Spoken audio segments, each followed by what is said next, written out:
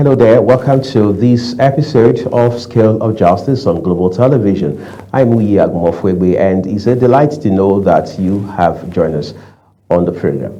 On this episode, we turn our attention to electoral matters, especially given that things are beginning to, as they say, jump off within the polity, especially as it has to do with INEC's preparation, of course, as the umpire. And then, on the other hand, the actors and their political parties doing some sort of last-minute shopping by way of alignments and realignments. We've seen that happen on both sides of the aisle, whether on the side of the ruling party or the opposition front. But in all of this, we understand there is a body of laws that regulates how this, if you like, the players in the space should conduct themselves before, during, and after the polls. And with the Electoral Act 2026 being in force, in the manner of speaking already, the question is, do we have a system we can say already is indicative of being free, fair, credible, and transparent? Is there any chance that the new piece of legislation, again, the 2026 Electoral Act, has the potency to whip recalcitrant politicians to line? Those are some of the issues we're looking at on the program today. My guest is a lawyer and, of course, a legal analyst, Justice Ojino. Justice, I'd like to say a big thank you to you for taking out time to join us on this program. You and I have talked about electoral matters on and off the program, Scale of Justice.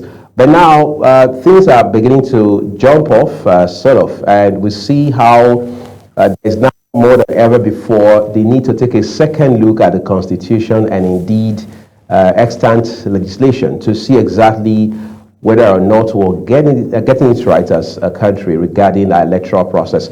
So my question to you quickly is, when you look at the drama we have seen the last couple of weeks in particular, would you say that the Electoral Act indeed is already in force and that we are heading in the right direction? So, of course, what makes a law come into force is the fact that all that needs to be done constitutionally, pursuant to Section 4 of our Constitution, has actually been done. Especially, you can also add Section 52 into the fray, Section 88, 89 into the fray. So, I feel that everything that's required to be able to pass the law has actually been done. So, once that is done, then the calling into force, of course, the president who has signed up on it, and it has been gazetted. So it means that it has come into force. But whether it is giving a positive effect is one thing that I'm not really optimistic about, especially if we start going to the nitty gritty of it.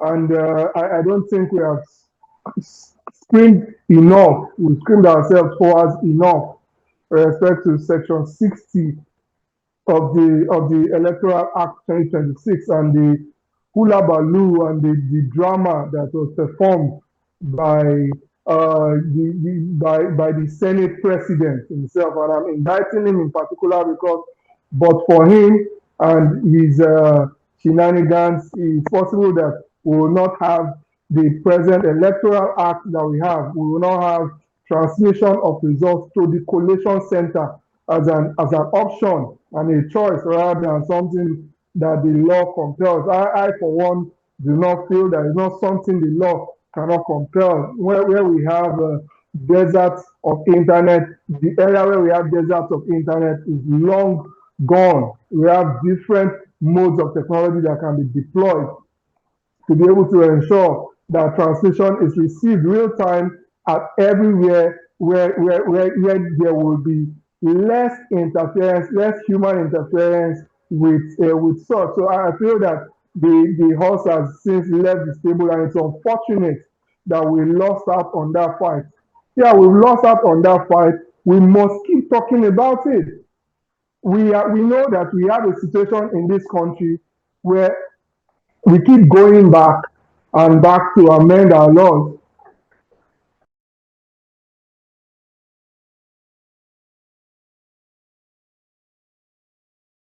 About the Electoral Act, especially as it has to do with electronic transmission of results end to end. If you cycle back a little, you realize that it was a big conversation. We saw a series of very vehement protests, however peaceful, around the National Assembly at that time, with the intention being to mount as much pressure on the National Assembly to ensure that it was the case that going forward, election results would be transmitted electronically. That became a controversial talking point in itself, given that there were those who believed strongly that we didn't have, as of course some still think we do not have, the resources, internet-wise, to make that happen. Because they say, first of all, you need to look at internet penetration rate, you need to look at whether or not internet service is ubiquitous enough. By that is saying we need to be clear as to whether or not we have internet presence across the country in such a way that we can be confident of the possibility in practical ways of transmitting these results electronically. So in all, the calculation by this school of thought was that Nigeria is not ripe enough for electronic transmission of results. On the other hand, we also saw those who said, well, fact of the matter is we can transmit results electronically, but then there is vested interest on the part of the political class to ensure that it doesn't become the reality, because if that happens, they may find themselves at a disadvantage. But whatever the case may be, the question is who is actually representing the overall interest of Nigeria. So, Justice, I cycle back to you. I know you were making a very salient point a while ago, but I want us to pivot a little away from that point you were making a while ago. Is it I mean, you are a lawyer, you're familiar with the law, especially as it has to do with the elections in this country. Is it your thinking that there is some vested interest within the political class that would rather have Nigeria's political or democratic or electoral process remain as status quo? Without a doubt, absolutely without a doubt. It is a game of vested interest, and it's not the vested interest of Nigerians. It's the vested interest of a solid, very, very few and scanty. And I double down on this because maybe the day they will be able to remove some of these bad provisions of the law or law enforcement or things like that will be the day maybe when they are leaving maybe they are leaving this earth. I don't even want to say leaving the political party because or leaving power because they always look for a way to skin themselves back to power. I think that it's a game of vested interest. They do not want the system to work because the people, there is no way on God's green earth that they will be able to make it to such high offices because they are not qualified. They cannot convince a goat to be able to vote for them. All they have to do is to use money that were acquired illegally to buy the positions. Even the votes that they are buying, they cannot buy themselves enough into the office. They mix it with some other shenanigans, the violence and the abracadabra that they perform at the collation center. So again, my answer is a loud yes. If it is a level playing field, if it's a credible system, it is not the people that are in power. At least not 98% of them will be able to make it to where they are. And also, if we continue using systems like this, people of merit, people of integrity, they know that they have to pay such humongous prices, not just in money. See the amount they are compelling people to pick their political party forms now, and the amounts that you have to use to run an election. When you're talking about running an election, we are not saying elections are not expensive, including in the US, but ours is double expensive because of crass corruption. Election is expensive in the US because you have to pay for terrestrial stations and international stations for campaign. You have to organize campaign events. You have to pay this contractor, pay that contractor. But ours is not exactly like that. It is the amount of money that is going to party leaders at all levels, national level, state level, local government level, world level, party followers and all. They don't even hide themselves. They ask you directly that is it your English that they want to, or the things that you do that they want to. Everybody wants a direct benefit, not just direct benefit legally, but direct benefit illegally in order to be able to maybe influence the election for you, not even to vote for you. Because again, we must remember that poverty has been significantly weaponized in this country. The average Nigerian does not even have the time and power to be able to think through anything. All you need to do is just wave I don't even want to say a word of currency notes, because that's too expensive to spend on the average Nigerian voter because of the level of poverty that they have inflicted deliberately on the average Nigerian voter. And of course, they also know that they bought officials of the umpire in order to be able to do their bid, cancel elections. And the ones of men and women of integrity that are willing to do so, they will practically either threaten them or outrightly assassinate them or really harm them or threaten their family. There are instances in this country that can be dropped from time to time. It's very, very unfortunate. Our politicians.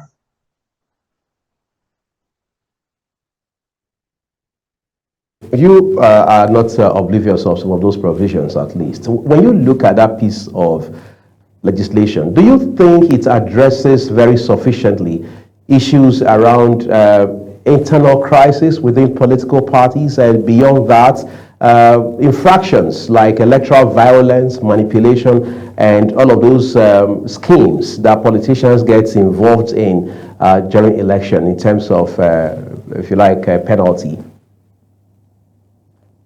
Okay, for me, I think that we usually say that sometimes the challenge we have is not the abundance of good laws, but the enforcement and the strong institutions to enforce same. So I would say from the angle of penalties, yes, they kind of got it a bit, but how who is going to enforce it? The previous laws that we had also had penalties. They were not enforced. That's always been the problem. We've always said that we need dedicated election crime tribunals, and we have not had any. How many people that performed badly in our past elections were actually dealt with? Only two professors that I know, and thanks again to Mr. Mike Guinea that prosecuted them in his role as a private lawyer. I ran into him a couple of times in court, and I saw the yeoman's job that such legends performed for our country in this country. So I feel that that is the situation. There is no political will. INEC does not even have the power and the finance to be able to finance private prosecutors that are able to prosecute some of these people. What of the investigation of these people? It almost never happens. So let me pivot now back to the internal crisis and internal political crisis within the political parties.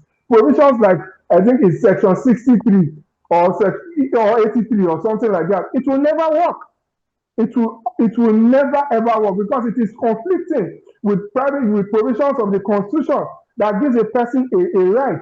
What if what was done in the internal party issues or internal party crisis was actually something that negatively affected the provision?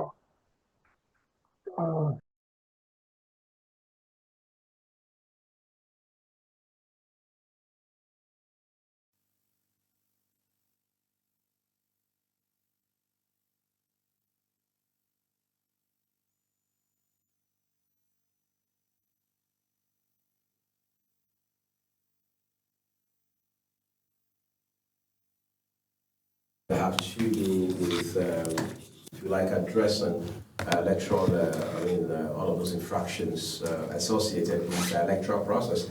However, the question he asks, which is partly rhetorical, is how many of such persons have been or are being prosecuted as we speak right now? And he gave some kudos to a gentleman like Barrister Mike Guinea, who had at some points been a resident electoral commissioner across a number of states in our country, including in Edo, Akwa Ibom, and perhaps a few other places, for instance, at that time. And again, I ask, how many Barrister Mike Guineas do we have in Nigeria today? How many of such have we had since 1999 with near impeccable sort of attributes that they bring to issues of national service? So until we get there, Yeah, I'm afraid there's so much of challenge we need to deal with. But there's another aspect. It's good to have you back on, by the way. There's another aspect, Justice, I'd like you to probably speak to. One of the controversial elements in the course of the debate around amendment to the Electoral Act 2022, as it then was the penalty for those who are indicted for forgery or any sort of doctoring of credentials, especially as it has to do with the information they availed INEC prior to, as it were, throwing their hats in the ring. Do you think the position of the Electoral Acts in that regard is something we should be proud of as a country? Okay, I think I will not actually differ in my answer just provided earlier. No matter how laudable, enforcement has always been the nexus that has been the challenge. It will always be beautiful. This time they are not just penalizing people what's it called, who are dropping fraudulent results. They are punishing all of those and much more, including the ones that were punished in the previous laws. But what is the enforcement? What is the desire to enforce? What if the person that actually perpetrated the fraud is a person that is on the side of the ruling party? We will see clearly that what will happen is that they won't touch the person with a long phone. The enforcers and enforcement will just look the other way. They will not investigate further. We have plenty governors or ex-governors who have put their hands in the till. They are present. A Senate president is supposed to be under investigation. You mentioned former governor of Delta State. I can't even exhaust all. And just like the APC government, APC chairman said, we have to keep quoting him until we go hard on this point. Join this political party and all your sins are forgiven. That is what is happening. So I don't even trust the contents of the beautiful laws on this issue because I know that it will not be enforced. The only time it will be enforced is when they are cherry picking. The justice is supposed to be blindfolded and not supposed to see whether a person is on the side of the opposition or on the ruling party. That is not the situation in Nigeria. Rule of law is not practiced the way it's supposed to be practiced. It's not enthroned the way it ought to be enthroned. See the US, for example, a sitting senator under the Democrats, Bob Menendez. He was prosecuted and shackled under the Democrats, not under the Democratic government, not under the Republicans. That can never happen here. Instead, we had an Ekweremadu that went to the UK, committed a clear infraction of their laws. They prosecuted him, had him jailed, only for our own Attorney General, the law officer of our own country, to lead a delegation to go and try to bring him back. You see the show of shame, the way we don't just show that we are shameless and we cannot punish people who have power in our country. We even take it up a notch and go outside of our country to go and seek forgiveness for people who have broken the laws of other countries, led by our chief law officer. So it's a challenge that I have with the enforcement of rule of law in this country. So it's not about whatever provisions that were put there, especially the penal provisions. So, I mean, we can have this conversation, Justice, and pretend as if INEC is not pivotal. Let's talk about the role of INEC in light of this Electoral Act, for example. Does he expand enough on the role of INEC as the umpire? Does it protect INEC enough? Does it insulate INEC enough from all of the influences, so to speak, coming from the political class? Okay, I feel that in some ways we actually excessively expanded the powers of INEC, especially with respect to the discretionary power given to the officers at the polling unit to determine whether polling papers are accurate or not. And of course, a lot of people have also said that that can. Well,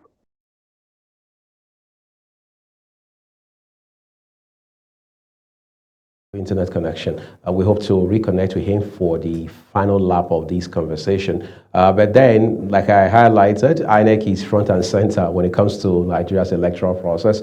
More so when it's just months away from another round of general elections. The work of INEC is not only clearly called out for the Commission, but it has already started because as it stands today, we understand that politicians, in light of the Electoral Act 2026, can no longer defect from one party to another. So that window has closed. It's part of the provisions of this extant piece of legislation. So INEC again understands that, and we also know that INEC now has its own powers expanded in certain areas, more latitude given to the Commission, all thanks to the Electoral Act 2026. But beyond the principle of it, Nigerians want to see the enforcement, especially as we inch closer to election day proper. Because whether I would like it or not, it's a matter of months. The general election cycle will be here and over. But when we look over our shoulders a day, a week, a month, or a year after, will Nigerians say that since 1999, this is the best in terms of transparency, credibility, and fairness of general election cycles that we've had in this country? Perhaps those should be the metrics by which we will assess or judge this next round of general election. But prior to that, we also understand there are off-grid elections in Ekiti and Osun. Those are gubernatorial elections off-grid. But let me come to, again, justice. As it stands right now, we understand there are two instances of off-grid elections in Ekiti and Osun. Incidentally, these are governorship elections. In what ways do you think these two electoral exercises will test the efficiency or, if you like, the potency or otherwise of the Electoral Act? Okay, for me, I think that it's not going to be a referendum much more on the electoral act, much more than it is going to be on the enforcers of the electoral act. By that I mean especially the biggest stakeholder, which is INEC. And I say this because I will not be disappointed if we hear of very very wrong situations, if it's a show of shame again in the two off-cycle elections that are on the neck of INEC now. They had the first bite. We must not forget that the local area councils election in Abuja in FCT is the first bite that INEC had at this apple. And I feel that to a large extent the jury is out, the verdict is out. The people of the FCT are saying that they don't think that INEC will be free and fair. And this time I feel that INEC should be held to be guilty until they prove themselves innocent with the forthcoming elections. I don't have confidence in them, and I feel that I'm going to put them on the pedestal and make them be the ones to vindicate themselves and use these two to actually right their wrongs before the big masquerade comes on scene, which is the 2027 general elections. I don't have confidence. I don't have so much confidence in the present electoral umpire as constituted, much more than the electoral laws. And because we already have provisions like in section 60, section 80, I already also know that those will also be minuses to the coming provisions, to the coming elections. But if we put those ones aside, if we look at the punishment sections, yeah, those are some wins. But again, will the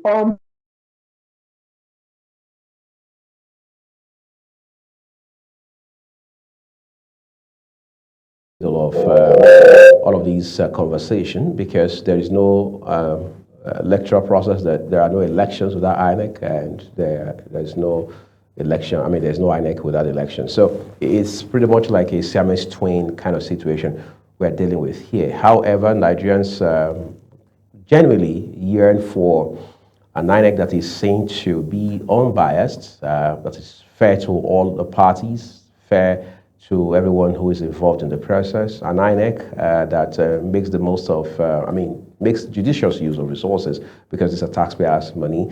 An INEC that gives return on investment, so to speak, because hundreds of billions go into elections in this country every 4 years, and in between we have several off-cycle elections too across states. So it just simply means that there is no way on earth we can extricate INEC from the entire process. But I was just going to ask Justice if this Electoral Act, as we presently have it, the 2026 version of it, actually takes some powers off of INEC, maybe responsibilities, I should say, to other agencies, because we understand the election is not just only about INEC. The law enforcement agencies have a role to play in all of these, particularly so the police, because security is a very strong strand in electoral process, and Nigeria being a peculiar case, so to speak, should not, as it were, treat issues around election security with kids' gloves. So what does the Electoral Act say about that? Then we also need to look at issues around media and so on and so forth. In what ways does the Electoral Act give or provide some sort of ancillary, if you like, network for INEC in such a way that we can have interagency collaboration? I think those are some of the issues we also should be looking at. But Nigeria has come to a point now where it is such that all eyes are on INEC. Awareness is increasing every day, beyond just going to your respective polling unit to cast your ballot.